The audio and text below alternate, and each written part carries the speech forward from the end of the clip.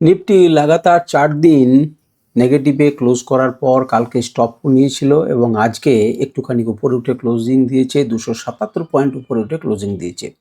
সবাই একটুখানি আশাবাদী, কারণ ইউএস প্রেসিডেন্ট তিনি চায়নাতে গিয়েছেন এবং সবাই মনে করছে যে এই দুজন মিলে হয়তো তাদের নিজেদের দেশের কিছু আলোচনা তো অবশ্যই করবেন, তার সঙ্গে স্ট্রেট অফ হরমুজ নিয়ে একটা পজিটিভ খবর তারা বের করবেন বা পজিটিভ খবর দেবেন, এইরকম ধরনেরই কিন্তু মার্কেট মনে করছে এবং সেই জন্যই মার্কেট সেটা বুঝে আগাম রিয়াক্ট করেছে এবং একটুখানি মার্কেট উপরের দিকে এসেছে।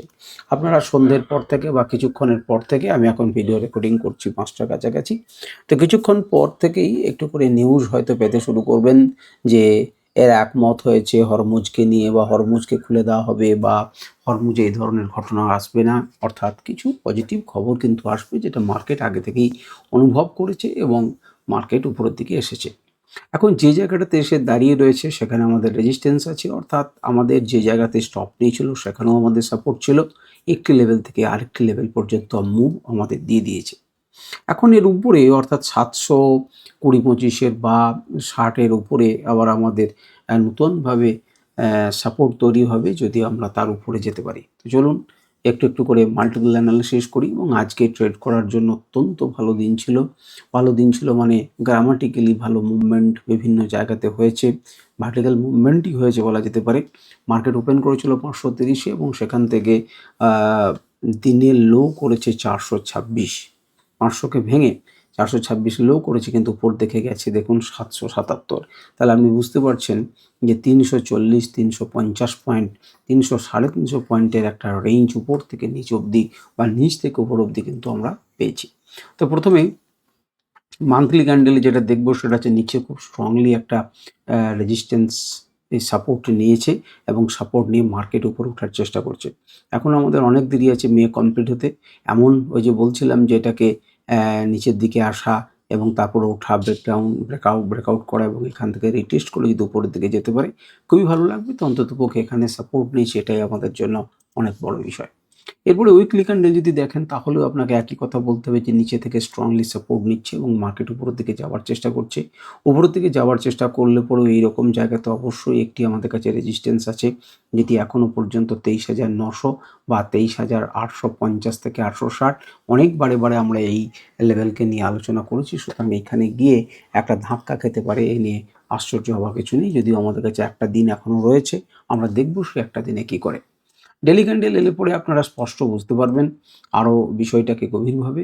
দেখুন মার্কেট উপর দিকে যখন নিচে নামছিল আমরা বলেছিলাম একটা স্টপ নিয়েছে এবং সেখানে কি করেছে দেখুন, মার্কেট খুলেছিল অনেক উপরে, উপরে করার পরে যখন নিচের দিকে আসছিল এই জায়গাটা কিন্তু আপনাকে কি করলো, সাপোর্ট দিল এবং সাপোর্ট দেওয়ার পর মার্কেট কিন্তু ধীরে ধীরে ধীরে ধীরে উপরে গেলে একেও ভাঙতে পারলো না, একেও আটকাতে পারলো না, তার উপরে গিয়ে ক্লোজিং দিয়েছে, কিন্তু উপর থেকে একটা রিজেকশন পেয়েছে। কোন সেই রেঞ্জ যেখান থেকে রিজেকশন পেল, যেখান থেকে একটা গ্যাপ ডাউন হয়েছিল, সেই জায়গাটাতে যেখানে গ্যাপস রয়েছে সেই রকম জায়গাতে আমাদের রেজিস্ট্যান্স ফেস করেছে। আর ভালো করে তাকিয়ে দেখুন, যে দিন অর্থাৎ 2 দিন আগে যেখান থেকে মার্কেট পড়তে শুরু করেছিল তার উপরে কিন্তু ক্লোজিং দিতে পারলো না।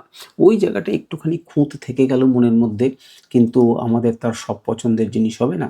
720-25-এর উপরে যদি ক্লোজিং দিয়ে দিত, অর্থাৎ এই আমাদের এর উপরে যদি ক্লোজিং দিত খুব ভালো হতো। ঠিক আছে, এমনিতে খুব খারাপ কিছু নেই। হয়তো কালকে যদি ভালো খবর থাকে তাহলে হয়তো দেখবেন গ্যাপ আপ দেখবেন এই রেঞ্জকে জয় করে, যেখানে আপনার একটা স্ট্রং রেজিস্ট্যান্স আছে সেটাকে হয়তো জয় করে উপরের দিকে যদি খোলে, তাহলে আমরা উপরের দিকে আবার ধাক্কা পাবো 24,000-এর গোড়া বা 24,000-এর আশেপাশে। আর যদি আরও ভালো মার্কেটের খবর কিছু হয় তাহলে আমরা আরও উপরে পাবো। এখন দেখবো যে কোন জায়গাতে মার্কেট খুলছে, এই যে সমস্ত ঘটনাগুলো উপরের দিকে নিয়ে গেল সেটার সত্যতা মার্কেট যাচাই করবে এবং তারপর সেগুলোতে বিশ্বাস করবে। 1 ঘন্টা টাইম ফ্রেমে দেখলে পরে আপনারা দেখতে পাবেন যে 14 তারিখের যে ঘটনা, এই জায়গাতে মার্কেট এসে নেমে দাঁড়িয়েছিল। মার্কেট নিচের দিকে প্রথমে আসার চেষ্টা করেছে, কারণ একটা গ্যাপ আপ হয়েছে। গ্যাপ আপ হয়ে যে জায়গাটাতে আগের দিন ধাক্কা খেয়েছিল সেই জায়গাটাতে কিন্তু আজকেও সে ধাক্কা খেয়েছিল। ধাক্কা খেলে হবে কি, বিরাট ক্যান্ডেল, সেই বিরাট ক্যান্ডেল নিচের দিক থেকে একদম নিচে কোনো উইক না তৈরি করে মার্কেটকে টেপে তুলে নিয়ে গেছে এবং দেখুন আমাদের প্রথম যে রেজিস্ট্যান্স ছিল এটাকে তো জয় করেছে, তারপরে রেজিস্ট্যান্সকে জয় করেছে এবং তারপর সে পরের আর একটা রেজিস্ট্যান্স পর্যন্ত টানা মুভ দিয়েছে। সুতরাং এখানে ট্রেড করা আবার যখনই এই 2 দিনের 3 দিনের এই রেজিস্ট্যান্সকে ভাঙছে, তখনই কিন্তু আমাদের একটা ভালো মুভ আসবে, এটা বোঝা যায়।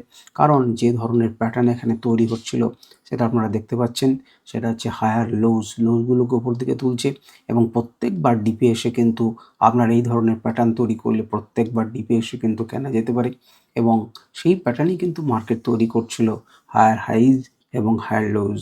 মার্কেট স্ট্রাকচার এটাই বলে এবং মার্কেট স্ট্রাকচারের জন্য এখান থেকে যখন ডিপে যদি কেনেন তাহলে স্টপ লস আপনার ছোটো হতো, যে ঠিক আছে এই জায়গাটাতে আবার একবার সাপোর্ট এসেছে কিনি, তাহলে আপনি একটা বড় রিটার্ন কিন্তু পেতে পারতেন। তো ১ ঘন্টার টাইম ফ্রেমেও আপনারা দেখতে পেলেন এবং কোন জায়গাতে ধাক্কা খেয়েছে দেখতে পাচ্ছেন। এই আঁকাগুলো সময় টু সময় আপনাদের সাথে আমি শেয়ার করেছি। আশা করি আপনারা সঠিকভাবে ট্রেড করতে পেরেছেন। যদি ১৫ মিনিটে যান তাহলে বিষয়টাকে আপনি দেখতে পাবেন যে আরও ভালোভাবে আপনার সিম্পল ট্রেন্ড লাইন আঁকলে পরে কিন্তু আঁকতে পারতেন। যখন দেখলেন যে এখানে প্রথমেই মার্কেটে একটা প্যাটার্ন তৈরি হচ্ছে, কি প্যাটার্ন তৈরি হচ্ছে?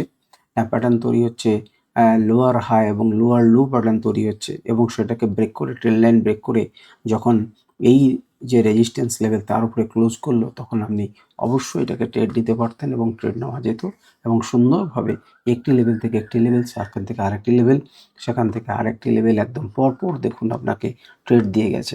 সুতরাং আপনি কেবল আর কেবলমাত্র যদি লেভেলসগুলোকেও ফলো করতেন, এই সুন্দর প্রাইস অ্যাকশনগুলোকে, তাহলে কিন্তু আপনাকে কাজ দেবে।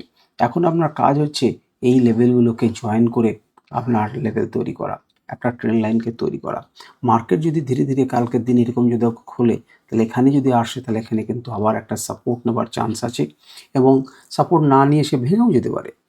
কিন্তু আমরা সাপোর্টে আমরা চাইতে পারি যে আমরা সাপোর্টে বাই করব ওই ছোটো স্টপ লস এবং মার্কেট সেখান থেকে যেতে পারে। আপনাকে যদি সুযোগ না দিয়ে তার উপরে খুলতে পারে, আপনি উপরের দিকেও তেমনি একই রকমভাবে একটি জোন তৈরি করতে পারেন। নিচে যদি আসে আবার ওখানে আবার যদি ওপরে পান তাহলে ওপর থেকে ধাক্কা খেয়ে নিচে আসতে পারে। একটি কথাও কিন্তু সেই কথাটাও কিন্তু আপনারা মনে রাখবেন। তো এটা গেল ১৫ মিনিটে। যদি ৫ মিনিটে দেখেন তাহলে এখানে দেখবেন যে একটা খুব সুন্দর আমাদের ফলিং রাইজ, এখানে আমাদের একটা মার্কেট যে ধীরে ধীরে নিচের দিকে নামার চেষ্টা করছিল এবং তারপর সেটাকে ভেঙেছে এবং তারপর মার্কেট উপরের দিকে গেছে। আপনি যদি এখানে দেখেন, আমরা দেখিয়ে দিচ্ছি এখানে একটা প্যাটার্ন তৈরি হয়েছে দেখুন, সেটা হচ্ছে falling edge. Falling edge pattern এখানে একটা তৈরি করেছে এবং সেই ফলিং এজ প্যাটার্নটা লাইভ মার্কেটে তৈরি করার পর সে সুন্দরভাবে তার টার্গেট হিট করেছে এবং তারপরেও গেছে এবং এটি আপনাদের দেখার দরকার নেই। এটি দেখার দরকার নেই, তার পরিবর্তে আপনারা ট্রেন্ড লাইন অনায়াসে আঁকতে পারতেন এবং ট্রেন্ড লাইন যখন ব্রেক করছে তখন আপনারা তাকিয়ে দেখুন যে একটি লেভেল, সেখান থেকে আরেকটি লেভেল, এখান থেকে আরেকটি লেভেলে দিয়েছে। আপনি যদি এই রকম করে এই সুইংটি যখন তৈরি হলো, এই দুটিকে ঘিরে যদি একটা ট্রেন্ড লাইন আঁকতেন তাহলে দেখতেন যে একে কিন্তু বাদ দিয়ে যেতে পারছে না।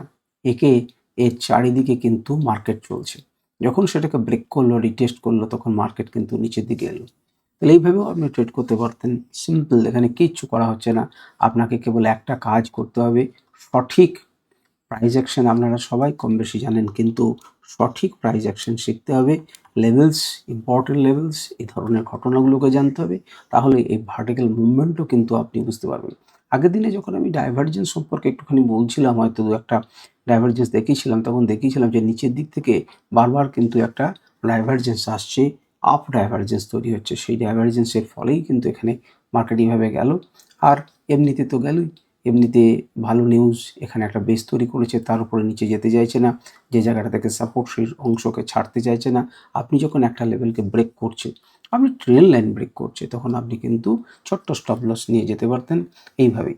এবারে আপনি কি করবেন, আপাতত আপনি ওপরের লেভেলসগুলোকে আপনাকে আমি দেখিয়ে দিচ্ছি। ওপরের এই লেভেলসগুলোকে, এই জোনগুলোকে মেনটেন করুন, স্ক্রিনশট নিয়ে রাখুন এবং ট্রেড করুন। যদি খুব আপনার মনে হয় যে আমি কিছু ট্রেন্ড লাইন এঁকেই রাখবো, তাহলে আশা করি এইভাবে একটা ট্রেন্ড লাইন এঁকে রাখুন ছোট্ট। যদি মার্কেট কোনো জায়গাতে এই লেভেলের উপরে নিচে খোলে, যদি উপরে খোলে তাহলে বলা যায় না এখানে আর সাপোর্ট দিতে পারি। যে এই যে লাইন এইভাবে আপনি দেখছেন, এই লাইনের গুরুত্বটা আপনি বোঝার চেষ্টা করুন। এইভাবে মনে করুন একটা লাইন এলো, মার্কেট মনে করুন এখানে খুললো, এখানেই খুলেছে এবং এখানে খুলে উপর দিকে যাচ্ছে, নিচের দিকে আসছে, নিচের দিকে আসছে, নিচের দিকে আসছে। এইরকম জায়গাতে যদি সে মার্কেটকে টেস্ট করতে আসে এবং এইরকম জায়গাতে সে যদি আপনার এসে দাঁড়ায় এবং আপনার যদি মনে হয় যে মার্কেট নিচের দিকে পড়বে, তাহলে নিচের দিকে পড়ার আগে যদি এই লাইন এবং এই জোন এই দুটো মিলিয়ে যদি এক জায়গাতে মিক্সচার হয়, তাহলে আপনি লিখে নিতে পারেন এটি একটি স্ট্রং সাপোর্টে পরিণত হতে থাকবে। এটাকে ভাঙতে পারবে না সে কথা আমি বলতে পারবো না, কিন্তু প্রথমবারই যখন আসবে তখন কিন্তু এখান থেকে একবার অন্তত পক্ষে মার্কেট উপর ওঠার চেষ্টা করবে, এবং যারা স্ক্যাল্পিং করতে পারবেন তারা কিন্তু সেই সুযোগটা নিতে পারেন। যদি পড়ার তীব্রতাটা খুব হাই থাকে, মার্কেট খুব দ্রুত বেশি পাওয়ার নিয়ে পড়ছে এবং ভেঙে দিচ্ছে, সেটা আলাদা জিনিস, কিন্তু নচেত এই জায়গাগুলো কিন্তু আপনাকে সাপোর্ট হিসেবে তৈরি করবে। আপনি এই দুটোকে নিয়ে করতে পারেন। আপনি এটাকে জয়েন করেও কিন্তু একটা ট্রেন্ড লাইন আঁকতে পারেন, যে ভবিষ্যতে পরের দিন যদি পড়ে তাহলে কিন্তু আপনাকে একটা সাপোর্ট দেওয়ার চেষ্টা করবে। তো এইভাবে আপনি ট্রেড করার চেষ্টা করুন প্রাইস অ্যাকশনকে মেনটেন করে। আর ইন্ডিকেটর দেখিয়ে দেখানোর এই জায়গাটাতে দরকার নেই। আমি একটা আপনাদেরকে যেটা দেখাচ্ছিলাম, ডাইভারজেন্স আমরা দেখুন, আমি বলছিলাম এই যে দেখুন এখানে একটা ভলিউম ডাইভারজেন্স তৈরি হয়েছে লাইভ মার্কেটে, এবং সেই জন্য মার্কেট কিন্তু উপরের দিকে গেছে। আগের দিনও দেখুন ডাইভারজেন্স হচ্ছে এবং মার্কেট উপরের দিকে যাচ্ছে। সুতরাং এই জিনিসগুলোর উপর আপনারা কাজ করুন। 200 মুভিং অ্যাভারেজের উপরে উঠে গিয়ে আরও শক্তিশালী হয়েছে মার্কেট। আপনি যে কোনোভাবে আপনি এটাকে মনে করতে পারতেন যে একটা ডবল বার্ডেন হচ্ছে, আপনি এইভাবে ট্রেন এখানে যখন ব্রেক হচ্ছে নিচের দিকে আসতে পারতেন যে কোনোভাবে, যেটা আপনার কাছে সিস্টেম। কারণ আজকে র্যালি দিয়েছে তার জন্যই আমি একবার আত্মা ইন্ডিকেটারকে ব্যবহার করছি। আপনারা এইভাবেও ট্রেন্ড লাইনকে এঁকে রাখতে পারেন, যেটা আপনাদেরকে কিছুটা কাজে দেবে। তো এই হচ্ছে মোটামুটিভাবে আমাদের অ্যানালিসিস, এবং এর সাথে কালকের জন্য আমরা একবার ডেটাটাকে দেখি যে ডেটা কি বলছে। 19 তারিখে এখনো পর্যন্ত 23,700-তে মার্কেট শেষ হবে বলে তারা মনে করছে, আর 725 অর্থাৎ 725 আর এদিকে 700, সুতরাং খুবই কাছাকাছি আছে, যেখানে তারা মনে করছে যে মঙ্গলবার দিন মার্কেটটা শেষ হতে পারে। সুতরাং 24,000-এর লক্ষ্য তাদের মার্কেটে নেই আজকে ডেটা অনুযায়ী। তো আমাদের কাছে হাতের কাছে যেটা আছে দেখুন, এই যে বুলিশ হয়েছে, এই যে পালিয়েছে এরা, কারা পালিয়েছে? কল যারা সেল করেছিল, কল সেলাররা পালিয়েছেন। তো কল সেলাররা যখন পালিয়েছেন তার মানে কিন্তু মার্কেটে তারা বোঝাতে চাইছে যে মার্কেটে একটা আপ ট্রেন্ড আছে, এবং মার্কেটে অবশ্যই আপ ট্রেন্ড আছে। এবং মজার ব্যাপার হচ্ছে দেখিয়ে দেখুন, ইমিডিয়েট কয়েকটা জায়গার পর থেকে কল সেলার পালিয়েছে। তার মানে কি? এই এখন কিন্তু মার্কেট এখানে আসেনি, এখানে কিন্তু মার্কেট আসেনি, মার্কেট এটা দাঁড়িয়ে রয়েছে মনে করুন 750, আর এটা ধরুন 900। তাহলে 23,900 থেকে 23,900 কল যিনি সেল করেছিলেন তিনি বলছেন যে আজকে পালিয়ে যাও, কারণ চায়নাতে ইউএস প্রেসিডেন্ট এসছে, যদি একটা পজিটিভ খবর থাকে তাহলে হয়তো মার্কেট বিরাট গ্যাপ আপ তৈরি করবে, গ্যাপ আপ করলে পরে তিনি যে দামে সেল করেছেন তাহলে তিনি লোকসানে থাকবেন। সেই জন্যই তিনি আগে থেকেই আজকের দিনেই কিন্তু পজিশন থেকে আউট হয়ে গেছেন, এবং তিনি কল সেল করেছিলেন, তিনি এক্সিট করে গেছেন। এক্সিট করলেন মানে কি?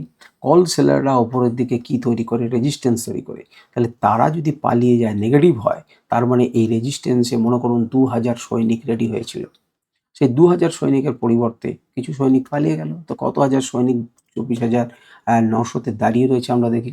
দেখুন 44,000 সরি, এগুলো আমাদের দরকার নেই। এইখানটায় দেখুন, সেটা হচ্ছে 44,078 আর 11,406। 44,000 সৈনিক এখনো পর্যন্ত রয়েছেন। ছিল কত? আজকের দিনে বেরিয়েছে 24,698 জন। 24,698 সৈনিক এই অঞ্চল থেকে পালিয়ে গেছে। 24,000 লোক এখান থেকে বলছে পালিয়ে গেছে। তাতেও কিন্তু 44K রয়েছে।